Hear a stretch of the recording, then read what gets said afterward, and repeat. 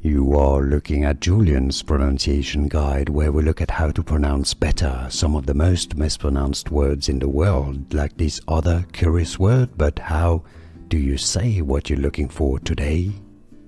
Let's learn how to pronounce these words once and for all correctly in English. If you want to learn more vocabulary that is confusing and often mispronounced, stay tuned. You found the right channel. We've got more videos for you. In English, the pronunciation is as perils. Let's break it down.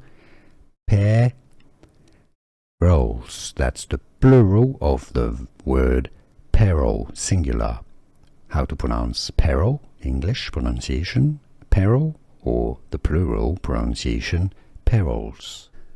Here are more videos on how to pronounce more confusing words and names too many mispronounced. Like this video if you found it useful. I appreciate your support. I'll see you soon and thanks for watching.